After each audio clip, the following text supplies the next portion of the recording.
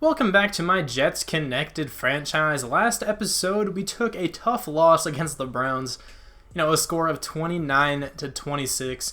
It was pretty much a group effort there, but I did, throw a pick six, or not a pick six, I think it was just an interception right at the end and allowed them to get a field goal. It was a 26-26 game, and then I threw a pick. Really, really bad read on my end, but the game was my fault. We shouldn't have lost it. If I hadn't thrown that interception, we probably would have won into overtime and then maybe won. I don't know. But there was also some other stuff along the way that could have won us the game. If Darnold had hit Robbie Anderson on the one streak route, we probably would have won because that would have put us in field goal position with under a minute left to play. There was a couple dropped interceptions on one of the Browns' last drives, but it's okay. I'm going to get past that. I also kind of want to make some trades, at least one trade this episode. So I'll show you guys who is on the trade block at this point. I'll just go through everybody. So Jacoby Brissett, the top quarterback, not looking for a quarterback, not looking for a running back. Obviously, don't care about a fullback too much. Not looking for another wide receiver or a tight end. I'll just show you guys who's here. Also, people have been telling me to try to trade for somebody on the O-line, but I'll show you why I haven't been doing that. The best player on the O-line is probably Hal Vatae or J.R. Sweezy. But there really isn't anybody to go for here, so I'm just going to let it go. Michael Johnson isn't terrible. Randy Gregory, Tyson Alualu. Don't need any of those guys, though. David Onyemata is pretty good. Don't really want him. The D-line's fine. I'm okay with the linebackers. The cornerbacks is where I think I'm going to be making a trade. I don't know if I want to go with Trevor Williams because he's an 84 overall. I mean, he has a cap hit of 10,000. Not the most realistic trade in the world. I understand I did get Tevin Coleman, which isn't realistic either. I was thinking somebody more like Jordan Lewis, somebody who's not, a high 80 over. I guess Trevor Williams isn't a high 80. But I was thinking somebody like Jordan Lewis or Tavon Young wouldn't be bad. I think I'm leaning more towards Jordan Lewis. So I'm going to try to make a trade happen with him. But let me show you guys everybody else. Will Parks is the best free safety. Anthony Levine and TJ Green are the best strong safeties. TJ Green isn't too bad. And then no kickers or punters. But let's see if I can get a trade to go through for Jordan Lewis. So even though Jordan Lewis is on the trade block, he's actually rather hard to trade for. I'm trying to give them Kevin Minter and a third-round draft pick. And it's just not even close. So I'm definitely not going to be able to get him. I was trying to get Tavon Young here. The Ravens are actually interested in Spencer Long, so that's why I really wanted to get rid of him. He also has a decent-sized cap hit at 3.41. Let me try Spencer Long and a third-round draft pick and see where that leaves us, because I'll do that for Tavon Young. That's not a bad trade. Let's see, how close is this? That is pretty close to being accepted. I don't really want to give too much more, though. The best corner I was able to get is Brian Poole, but I'm okay with this. I'm giving the Falcons Kevin Minter, who I moved to a left outside linebacker. I forgot this guy's first name, but Ajalana, I think is how you pronounce his last name, and Thomas Rawls to get this trade to go through. I'm okay with this. I kind of want to get rid of Buster Screen, or maybe just not play him, because he's not performing really well at all. So then I think, I'm not sure if Brian Poole is going to slide into the slot, but Morris Claiborne's definitely going to be the number 2 or something, or the slot. It depends. I do want Brian Poole playing, though. Let's see. What is your size? What are your stats all about? 5'10", 90 speed, 83 man, 82 zone, 79 press. You can definitely play in the slot. He's an 80 overall in the slot. I'm going to have that happen. I do not want Buster Screen there anymore. So let me switch that, and then I'll show you guys the team. I'm also going to be making another move. I'm going to sign Jeremy Hill. Somebody told me to do this after the first episode, but I kind of liked the running back committee at that point. But then after Tevin Coleman went down last episode, nobody really stepped up. That's why I was okay with getting rid of Thomas Rawls. So I'm going to try to, sign Jeremy Hill to the team. He is going to be our power back. Hopefully he can play better than everybody else did, when Tevin Coleman went out. So now he's our backup running back, but here is a look at the team. I would love to get a different offensive lineman, but it's honestly just not worth it at this point. I'm probably going to draft a bunch. There's the offense, and then here is the new defense. Brian Poole is starting in the slot. I'll show you over here. There he is. And I'm also going to make sure I put not Tevin Coleman. I keep wanting to call Jeremy Hill Tevin Coleman for some reason. I'm going to make sure I put him at the power back spot. I'm not sure if I'm going to mess with the sliders or not. I think I might keep them the same. Honestly, though, I think it's too easy to stop the other team from scoring. So I think I might bump. I think I already did. I'm pretty sure I bumped up all of their sliders. I want to make sure, though. I think I might check my last episode to see if I did. Because I think I did after I recorded the last episode. I'm pretty sure I bumped up some stuff. Let me make sure, though. In the second episode of this series, these sliders are very different for their team. I definitely upped them at some point recently. So those are the new sliders. I don't know if I lowered mine. I honestly can't remember.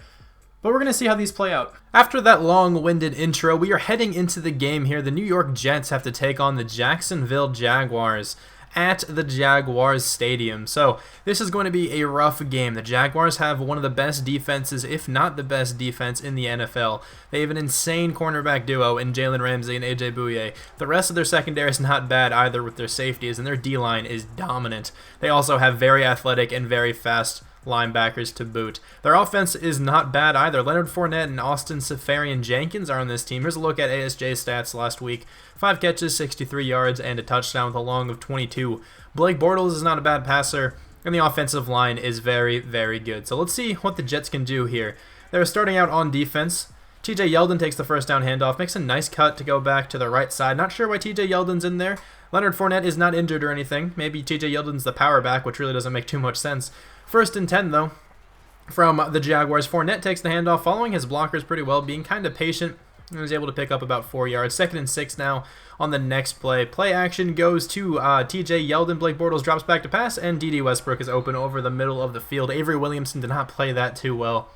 3rd and 11 now, though, for the Jaguars at about midfield. Blake Bortles drops back to pass, rolling out to the left, trying to find somebody opened, and cannot do that. TJ Yeldon was definitely in the area there. He could have caught that pass if he put any effort into it, and the Jaguars were forced to punt. The Jets take the handoff now, or Tevin Coleman does. Spins out of a tackle, kind of, but still goes down and only picks up 2 yards. 2nd and 8, though, for the Jets. Darnold dropping back to pass, trying to look for somebody open, and Calais Campbell, the behemoth, comes up with the sack. He's a massive guy. So it's 3rd and 14 now. It's going to be rough for this tragic Jets O-line to try to stop him. Sam Darnold trying to look for somebody, has a wide receiver opened, but he was under pressure there, so he cannot complete the pass. 3rd and 12 now for the Jaguars. They're actually not having a great drive of their own. Blake Bortles looking for somebody open and throws it directly to Darren Lee, so that poor drive is obviously going to end with an interception. Blake Bortles trying to chase him down. He's actually going to be able to come up with the tackle. At least if you throw a pick, the most you can do is try to tackle him. But 2nd and 9 now for the Jets. They're trying to hand the ball off here to Tevin Coleman. He actually gets a bit of separation, but is tackled in the end by AJ Bouye. Trying not to run it towards Jalen Ramsey because he's actually a very good tackling corner, so I kind of want to avoid that. 3rd and 6 now for the Jets, and that is a nice pass and a quick pass to Robbie Anderson. Good job on Robbie Anderson's part holding on to the football. 1st and 10 now for the Jets after that completion. Tevin Coleman gets the handoff. Looks like he almost showboated there in the middle of that run. Not sure what that was all about, but he was still able to pick up a good amount of yards. He picks up 8. 2nd and 2, though, the next play. Sam Darnold hands it off again to Tevin Coleman, who's easily able to pick up the first down. He does fumble, but another Jet player is able to hop on the ball. That is nice that they did that, because if the Jaguars recovered that, that would have sucked. 1st and 10 now, Sam Darnold looking for somebody to throw to. Has Jordan Leggett open, and that's just no effort there by Jordan Leggett. That wasn't the best throw by Darnold, but definitely still catchable. 2nd and 10 now after that incompletion. Darnold trying to find somebody open, and Dante Fowler Jr., the very fast right end, I think, comes on the blitz, and he sacks Sam Darnold. 3rd and 17, though. Trying to look for somebody open. Darnold has a player wide open, and again, that's just not any effort put in by, I think, Robbie Anderson that time. That was another underthrown pass, but it still was definitely catchable. 2nd and 3, though. The Jets are bringing a blitz here, and TJ Yeldon's going to run directly into Marcus May. That was a nice tackle. A lot of power in that tackle. It would have been nice if TJ Yeldon could have fumbled, but 3rd and 2 now. Leonard Fournette takes the handoff, and Steve McClendon sheds the block immediately, and then is able to stop, the second-year running back. 2nd and 10, though. Tevin Coleman catches the screen pass, actually able to hold on to the pass and break the tackle. This is a great play here by Tevin Coleman. That should have went for like a loss of 5, but Coleman made it into a gain of 9. But it is going to be 3rd and 1. The power back, Jeremy Hill, is in. Can he pick up the first down? No, he cannot. No power in that little truck stick, and Malik Jackson, the big defensive tackle, is able to bring him down. 1st and 10, though. Blake Bortles drops back to pass, trying to find somebody open, and he finds his newest target, ASJ. Or one of his newer targets. I guess the rookies would be even newer. Whatever, ASJ is a talented tight end, though. He's able to pick up the first down. This handoff is going to Leonard Fournette up the middle. Great blocking by the Jaguars, but another good tackle there from Marcus May. I'm surprised he didn't get trucked over there. Leonard Fournette's a big man. 2nd and 1, though. Play fake goes to somebody. Not play fake, pump fake goes to some receiver, and D.D. Westbrook is able to catch the pass. That was just not a good play by Brian Poole. He kind of just watched Westbrook run right by him. 1st and 10, though. Avery Williamson over pursues to the right, and Dante Moncrief catches it over the middle, taking them inside the red zone. 1st and 10 now for this Jaguars offense. The run goes to TJ Yeldon right up the middle. Nobody is even in sight on the Jets, and he takes it down to the 4-yard line. Looking like they were about to score. This is a nice drive here from the Jaguars. Blake Bortles dropping back to pass, throwing it quickly, but Marcus May is able to come up with the interception. That was a huge pick for him. He's actually going to try to take this one back. He's able to break the tackle of Leonard Fournette, but D.D. Westbrook is able to bring him down at the 31-yard line. What a nice play from the young safety. He is going to turn out to be such a good player on this team one day, I'm telling you. 3rd and 10, though, from the Jets. They do not want to ruin this field position, and Telvin Smith is able to get a hand on that ball. I guess that wasn't the best field position. I should have said opportunity, I guess, since it was a nice play for Marcus May. But Darren Lee comes on the blitz. I don't think that was a design blitz from him. He was supposed to be back in his zone, but I kind of just ran straight forward with him. Pretty bad play on my end. That could have totally cost us a lot of yards. So 3rd and 22 now. Trying to take a deep shot, Blake Bortles is to Dante Moncrief, and Tremaine Johnson just got beat by Moncrief. Moncrief is by no means a bad receiver, but you'll see in the replay here, because I show this, it wasn't even like a crazy move Moncrief put on Tremaine Johnson. He literally just ran straight. I don't know what Johnson was doing. They're probably relatively like the same speed, but Moncrief just, I don't know what happened. You'll see here. Didn't even put any move. Literally just ran straight, and Tremaine Johnson like turned his shoulders away or something, and he just lost a step so quickly. 2nd and 8 now after that huge completion to Dante Moncrief. Darnold dropping back, finds Quincy Nuna over the middle, takes a rather big hit there from Miles Jack, and is almost able to get a first down. It's 3rd and 2. Pretty big 3rd down here. If the Jets can't pick this up, they might be at a loss here. But Jordan Leggett catches the ball and is able to get the first down. He actually picks up about 12 yards, I think. 3rd and 9, though, for the Jets. Sam Darnold trying to find somebody open. Cannot really find anybody, but the middle of the field is wide open, and he's able to scramble for another 12 yards. This drive's looking pretty decent right now. They want to at least get a field goal on this drive to bring the game closer. Sam Darnold dropping back to pass, and Robbie Anderson beats by one of the best corners in the NFL, and A.J. Bouye, and is able to break his tackle as well and go into the end zone. Robbie Anderson is so good on streaks. Gotta throw them more often because he beats by corners like crazy. 1st and 10 for the Jaguars now. Definitely did not expect that to happen in this game, considering the corners on the Jaguars. Leonard Fournette is able to pick up an easy like 18 yards on that play, making it another first down, but it's now 3rd and 11. A couple bad plays for the Jaguars result in a 3rd and long. Bortles trying to roll out, and I think that's Jordan Jenkins who makes a very nice play. Almost sacks Blake Bortles, but Bortles is able to get rid of the pass, but now it's 3rd and 21 for the Jets. Their offense is just terrible. Darnold checks it down here to Ardarius Stewart, not really looking to pick up the first down, just get a little more room for their punter, just so, lowers the chance of like a blocked punt or something. Blake Bortles, though, on the same play that beat the Jets earlier, he throws it again to, D.D. Westbrook. He was actually pretty covered. It was just a nice pass and a nice catch. 3rd and 6, though. Blake Bortles trying to roll out to the left, even though all his receivers are kind of running to the right, and he just chucks it, trying to get it completed to D.D. Westbrook, but he was well out of bounds when that pass got there. 2nd and 9 for the Jets. Darnold looking for somebody to throw to, finds Robbie Anderson over the middle. He takes a shot from Telvin Smith, but he's still able to hold on to the ball. Jets obviously looking to score before halftime, extend their lead. Tevin Coleman takes the toss to the left. Good blocking this time, and Tevin Coleman's able to get like 12 yards and get out of bounds. It was actually a really productive run play. 1st and 10, though, for the Jets. Looking for this, play action kind of drag play, whatever you want to call it. Jeremy Hill actually catches the pass to the outside, is not able to get out of bounds, but still picks up like 9 yards. The Jets do also still have 2 timeouts, so time really isn't too much of a factor right now. 3rd and 2, Bortles trying to drop back, throws it to Robbie Anderson, and A.J. Bouye got the better of him on that one. And this is actually going to take us to halftime. The Jaguars weren't able to do anything, and the score of this ball game is 10-7. So quickly, the offense is playing very poorly again. It's just like the past 2 weeks, but the defense is actually holding their own against a pretty good Jaguars offense. But let's look at this divisional game against the Dolphins and the Patriots. Surprisingly, the Dolphins are up 6-3, but neither offense is playing well at all. Tom Brady's struggling, Ryan Tannehill's struggling. Nobody can really get anything done in this game here. And then we are going to go to Tennessee and look at the Eagles playing the Titans, and the Eagles are decimating the Titans, 28-0. Carson Wentz has 3 touchdowns. Alshon Jeffrey caught one of those. Jay Ajayi has a rushing touchdown, and Deion Lewis, 2 attempts for 1 yard. You can't win games like that. The last game we're going to look at here is the Buffalo Bills and the Packers, and the Packers are winning this game 14-10. Aaron Rodgers is dealing. Devontae Adams caught a touchdown pass. Ty Montgomery is not running the ball too terribly, and LaShawn McCoy has a touchdown as well. Jonathan Allen struggling a bit too. But let's get into the second half of this game here. 1st and 10 now for the Jets. They got the ball in the second half. The game plan here is to run the ball a lot more, and that's exactly what they start out doing. Tevin Coleman gets a nice 15-yard handoff on 1st down. He's not been running the ball poorly today, so they need to utilize him more. 1st and 10 now after that run, and Tevin Coleman really isn't able to go anywhere with that one. He does pick up a yard, though, so I guess it's better than a loss.